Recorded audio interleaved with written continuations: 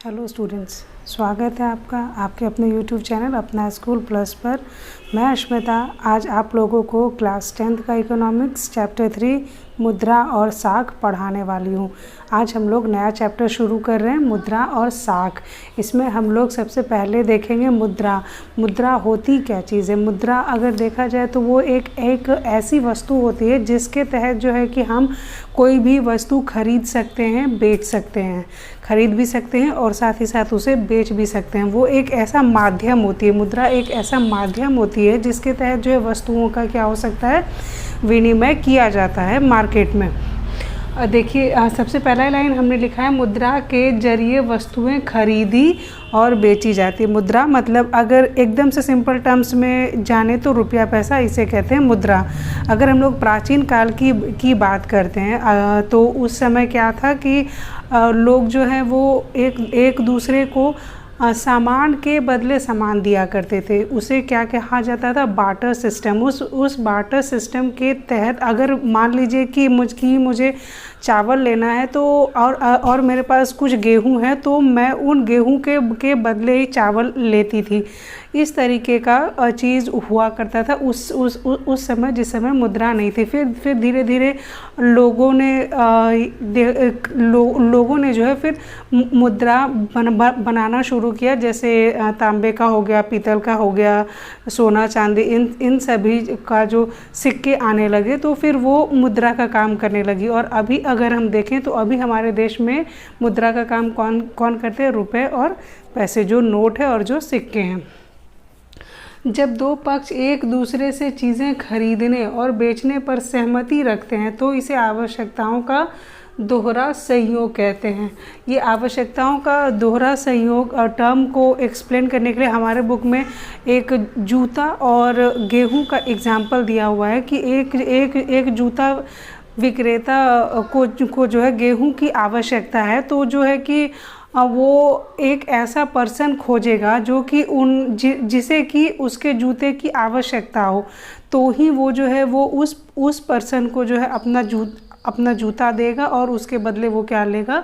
गेहूं लेगा। तो इसीलिए इसे क्या कहा जाता है? आवश्यकताओं का दोहरा संयोग। इसके लिए जो है कि दोनों के ही पास सेम वस्तु की आवश्यकता होनी चाहिए। मतलब अगर मेरे पास जूता है और मुझे गेहूं चाहिए तो जिस पर्सन के पास गेहूं है उसे जूते की आवश्यकता होनी चाहिए, मुझे वो पर्सन खोजना होगा। तो ये खोजना सच में एक टफ काम है। मुझे उसमें से बहुत सारे लोगों में से हर एक के पास जाके पूछना होगा कि मेरे पास जूते हैं, आपके पास गेहूं है क्या? मुझे गेहूं की आवश्यकता है, आप ये जूते रख लीजिए अगर आपको आवश्यकता है। तो ये एक बहुत ही कॉम्प्लिकेटेड सा माहौल हो जाएगा। तो इसके लिए कुछ ऐसी चीज़ की आवश्यकता, कुछ ऐसी चीज़ होनी चाहिए जिसके तहत कि कोई मेरा जूता भी खरीद ले और साथ ही साथ मैं जो हूँ कि गेहूँ भी खरीद सकूँ। इसी के लिए इस चीज़ का काम कौन करेगी? मुद्रा। जैसे अगर मेरे पास पैसे हैं तो मैं उस जूते को किसी ऐसे इंसान के पास बेच दूँगी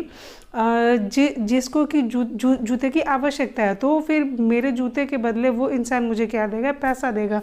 और फिर मैं उस पैसे से उस पर्सन के पास जाऊँगी जिसके पास गेहूँ है और मैं उससे क्या खरीद पाऊँगी? गेहूँ खरीद पाऊँगी।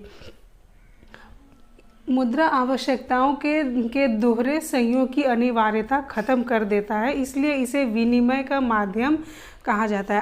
अभी जो मैंने एग्जाम्पल दिया कि अभी मेरे पास अगर पैसा, अगर मार्केट में पैसा चल रहा हो, मार्केट में अगर किसी प्रकार की कोई मुद्रा हो, तो मैं मेरा जूता जो है किसी ऐसे पर्सन के पास बेच दूंगी जिसे जूते की आवश्यकता है और उससे मैं क्या ले लूँगी? उससे ले लूँगी मुद्रा और फिर जा कर के इसी मुद्रा से मैं क्या खरीद लूँगी? गेहूँ। तो ये चीज़ बता रहा है कि मुद्रा जो है ये जो आवश्यकताओं का दोहरा संयोग है इसकी अनिवार्यता को ख़त्म कर देता है। फिर मुद्रा रहने पर मुझे ऐसे पर्सन को नहीं खोजना पड़ेगा जिसे जूते की आवश्यकता है और जिसके पास गेहूँ है। इसलिए इसे क्या कहा जाता है? विनिमय का माध्यम कहा जाता है। इसीलिए मुद्रा को क्या कहते हैं? विनिमय का माध्यम। विनिमय का माध्यम मतलब सामान खरीदने और बेचने का माध्यम। अगर बात की जाए मुद्रा के रूप का, जिस तरीके से मैंने आपको बताया कि बहुत पहले जो है वो मुद्रा नहीं हुआ करती थी, तो लोग वस्तुओं के बदले वस्तु दिया और लिया करते थे। और फिर जो है कि बहुत ज़्यादा प्राचीन समय की अगर बात की जाए तो वस्तु खरीदने बेचने के लिए जानवरों और अनाजों का उपयोग किया जाता था। लोगों को कोई सामान चाहिए होता था तो वो उसके बदले या तो अनाज देते थे या तो कोई पशु देते थे। फिर धीरे धीरे जैसे कि राजा महाराजाओं का जो काल आया तो उसमें क्या हुआ कि तरह तरह के सिक्के, सोने चांदी तांबे पीतल सब तरीके के सिक्के बनाए गए और उसे क्या माना गया, मुद्रा माना गया और उसी से खरीद और बिक्री की गई। लेकिन अगर बात की जाए आधुनिक रूप की तो हमारे देश में अभी आधुनिक रूप में कौन सी मुद्रा है, वो है करेंसी। उसे क्या बोलते हैं, करेंसी। और इस करेंसी में क्या आता है, कागज़ के नोट और सिक्के आते हैं। करेंसी को विनिमय का माध्यम इसलिए स्वीकार किया गया है क्योंकि किसी देश की सरकार इसे प्राधिकृत करती है। अभी पूरे विश्व में हर एक देश का अपना अपना करेंसी है। जैसे भारत का रुपया है, अमेरिका का डॉलर है, इसी तरीके से जो है कि सभी देशों के पास अपना अपना एक करेंसी है और वो जो है सबके लिए मान्य है। उसका रीज़न ये है कि वहाँ की जो सरकार है, हर देश की सरकार जो है उसे जो है मान्यता देती है, उसे प्राधिकृत करती है। इस वजह से वो जो है पूरे देश के साथ साथ दूसरे देशों में, मतलब पूरे विश्व में जो है वो वैल्यूएबल हो जाता है। भारत में भारतीय reserve bank RBI, reserve bank of India, सरकार की तरफ से करेंसी नोट जारी करती है। भारत में जो है नोट छापने का काम, नोट जारी करने का काम कौन करती है, रिज़र्व बैंक ऑफ इंडिया या फिर भारतीय रिज़र्व बैंक। सरकार से बातचीत करके या फिर कितने नोटों की आवश्यकता है या फिर इस तरीके से बातचीत करके जो है सरकार की तरफ से ही वो क्या करती है, भारतीय रिज़र्व बैंक जो है वो नोट छापती है। ये नोट किस तरीके से छापती है इसके बारे में आप आगे के क्लास में पढ़ेंगे।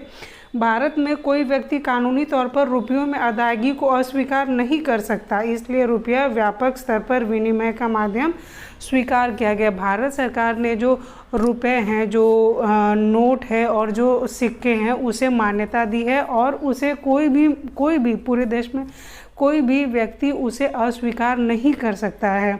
अगर मुझे मान लीजिए कि मैं कोई सामान खरीदने जाती हूँ और उसका जो कॉस्ट है वो नोट या फिर कॉइन में उसे देती हूँ तो वो इस इंसान को स्वीकार करना पड़ेगा क्योंकि वो भारत सरकार के द्वारा प्राधिकृत है, वो मान्यता प्राप्त है, उसे वो इंसान अस्वीकार नहीं कर सकता है। करेंसी के अलावा एक और चीज़ है मुद्रा का आधुनिक रूप, जो क्या है, बैंकों में निक्षेप। बैंकों में निक्षेप मतलब बैंकों में जो हम अपना पैसा जमा करते हैं उसके लिए सबसे पहले क्या आवश्यक है कि हमें बैंक में अपना एक खाता खुलवाना पड़ता है। उसके बाद है कि हम उसमें जो भी पैसा है उसको वहाँ पर जमा कर सकते हैं। जैसे उदाहरण के तौर पर कोई भी व्यक्ति है वो जो है कि उसे पर मंथ मिलता है सैलरी, उसके बाद वो उसे खर्च करता है और जो मंथ के लास्ट में जो उसके पास बच जाता है वो कहाँ जाके जमा कर सकता है, बैंकों में जमा कर सकता है, अपने खाते के द्वारा बैंक में जमा कर सकता है। फिर वहाँ से उसे जब उन पैसों की आवश्यकता होगी वो उससे जा कर के वहाँ से निकाल सकता है। तो ये भी आधुनिक करेंसी का एक रूप है, आधुनिक मुद्रा का एक रूप है।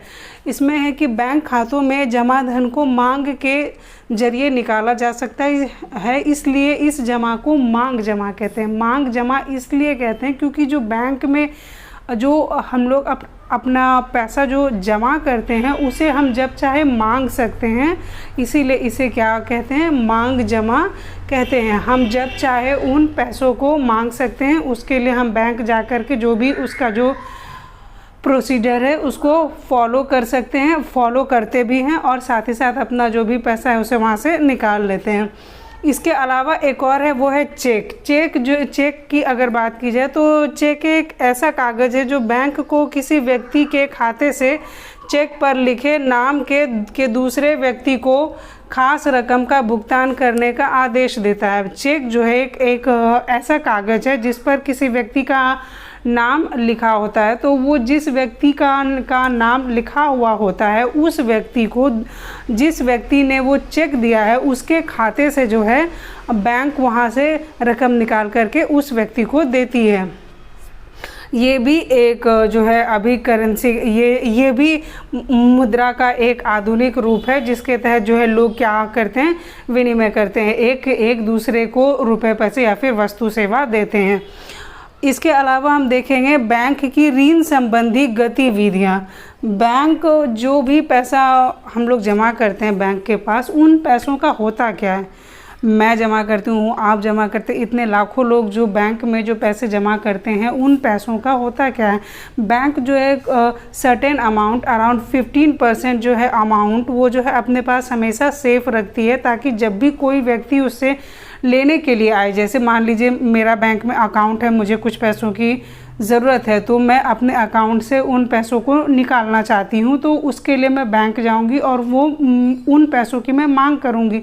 तो उन मांग को पूरा करने के लिए बैंक जो है कुछ पैसे अपने पास रखे रहता है, 15% अराउंड, ताकि जो भी उनसे मांगने के लिए आए क्या होगा, वो उन्हें निकाल करके वहाँ से दे पाएंगे। तो जो भी लोग पैसे जमा करते हैं उसे क्या कहते हैं, जमा करता है, पैसे जमा करते हैं कहाँ, बैंक में। उसके बदले बैंक उन्हें क्या देता है, ब्याज देता है, इंटरेस्ट देता है। ये हम सभी को इसकी जानकारी है कि बैंक में जो हम पैसा रखते हैं उसके बदले हमें क्या मिलता है, कुछ इंटरेस्ट मिलता है। इसके अलावा बैंक करता क्या है, बैंक में जो है कि कुछ लोग ऋण मांगने आते हैं। ऋण मतलब उधार, मान लीजिए कुछ बिजनेस करना है, कुछ खरीदना है, बच्चे को पढ़ाना है, या किसी भी काम के लिए जो है वो ऋण लेने के लिए आते हैं। उन्हें क्या कहते हैं, कर्जदार कहते हैं। कर्जदार ऋण लेने के लिए आते हैं, फिर वो जो है कि उन पैसों से जो भी जितने भी समय के लिए उन्होंने ऋण लिया होता है, उस तय समय पर फिर वो क्या करते हैं, ऋण को लौटा देते हैं। साथ ही साथ वो जो उस ऋण पर जो भी ब्याज लगाया हुआ था बैंक ने, वो ब्याज भी क्या करते हैं, वो वापस लौटा देते हैं। अगर ब्याज की बात की जाए तो जो बैंक जो जमाकर्ताओं को ब्याज देती है वो कम होती है, और बैंक जो कर्जदारों को जो ब्याज देती है, जो कि ब्याज वो कर्जदारों से लेती है, वो ज़्यादा होता है। ऐसा मान लेते हैं कि बैंक जो है वो 2% ब्याज जो है वो किसको देती है, वो देती है जमाकर्ता को, और कर्जदार से वो 10% ब्याज मान लेते हैं कि वसूलते। तो फिर ये जो 8% का जो गैप हो गया, ये 8% क्या होगा, ये बैंक का अपना प्रॉफिट होगा। बैंक इसी तरीके से पैसे कमाती है, एक दूसरे से पैसे लेती है, देती है, और उस पर जो इंटरेस्ट होता है, उसी इंटरेस्ट से बैंक क्या करती है, अपना प्रॉफिट कमाती। ये मैंने एक एग्जाम्पल के तौर पर आपको समझाया है कि बैंक जो है यहाँ पर मान लेते हैं कि 2% दे रही है जमाकर्ता को ब्याज, और कर्जदार से 10% ले रही है। तो ये जो गैप होगा, ये 10 और 2 के बीच जो 8% का गैप हो गया, इसका क्या होगा, ये प्रॉफिट किसके पास जाएगा, ये बैंक के पास जाएगा। बैंक इसी तरीके से पैसे कमाती है और अपना प्रॉफिट अर्न करती है। आशा है कि आज का क्लास आप लोग समझ पाए होंगे। कल हम लोग इसके आगे के टॉपिक के साथ मिलेंगे, तब तक हमारे चैनल पर बने रहिए। धन्यवाद।